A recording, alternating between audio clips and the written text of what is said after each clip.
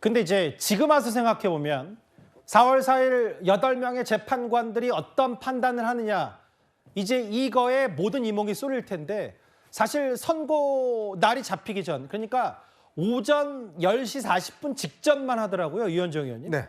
마은혁 후보자 임명하냐 안 하냐, 이게 최대 화두였는데 이제 또 마은혁 후보자의 존재가 갑자기 좀 미약해진 측면도 분명히 있고요. 글쎄 말입니다. 오늘이 원래 박찬대 원내대표가 제시했던 D-Day입니다. 예. 마은혁 후보자를 오늘까지 임명하지 않을 경우에 중대 결단을 할 수 있다라고 이제 한덕수 대행에게 이제 경고를 했던 바로 그 시점이거든요. 그러면서 이제 사실은 오늘 이 4월 4일로 결정이 되고 평결까지 마쳤다 그러면 더 이상 마은혁 후보자가 이 선거에 개입할 수 있는 가능성은 전혀 없어졌습니다. 예. 결국 이제 마은혁 후보자의 어떤 존재 의미가 이제는 없어졌다라고 이제 이 판단이 됩니다. 그래서 아마 이 야당 측에서는 민주당은 좀 머쓱해진 측면이 있어요. 왜냐하면 그동안 이렇게 마은혁 후보자 임명하지 않으면 만약에 현재 선거 결과가 자신들에게 유리하게 나올 것 같지 않다라는 것 때문에 계속적으로 마은혁 후보자를 D-1, 뭐 D-2 뭐 이렇게 해서 계속 압박했지 않습니까? 근데 결국 이걸 보면 야당도 솔직히 정보가 없다라는 걸 좀 저는 생각이 들어요. 예. 왜냐하면 이제 헌재가 오늘 이 평의와 평결까지 모두 다 끝낸 상황이라면 굳이 이렇게 오늘 D-Day를 잡아서 이렇게 이야기하지는 않았을 거 아니겠습니까?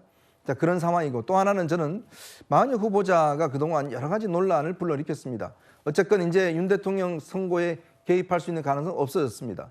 자, 그렇다면 저는 다시 원점으로 돌아가서 마은혁 후보자 스스로가 좀 이제 거취를 결정해야 될 때가 아닌가라는 생각이 들어요. 즉 원래대로 정말 여야가 합의하는 그런 사람으로서 임명해서 예. 지금 사실은 윤 대통령뿐만 아니라 박선재 법무부 장관, 조지호 경찰청장 여전히 남아 있습니다. 예. 현재 지금 남아 있기 때문에 이제 그런 문제를 결정하기 위해서는 그동안 논란이 있었던 마은혁 후보자가 예전에 전효숙 헌법재판소 소장 후보자처럼 본인 스스로 이제 결단을 내려서 사퇴하는 그런 어떤 저는 중대 결단이 필요한 시점이 아닌가 생각이 듭니다.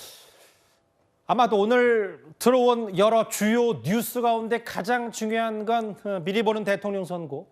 헌법재판소가 그 선고, 그러니까 선거날 지정한 오늘 평의에 이어서 평결까지 다 마친 걸로 전해졌다는 취재 결과. 그리고 문영배 대행 등 재판관 8명.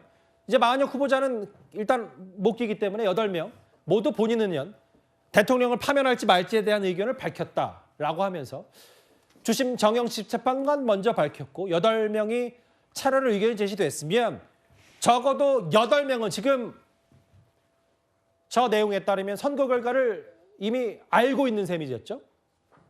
문구 작성과 서명만 남았고, 박근혜 전 대통령 당시 때를 잠깐만 되짚어 봤을 때는 당일 오전 금요일 10시 선고임에도 오전에도 평결을 했다.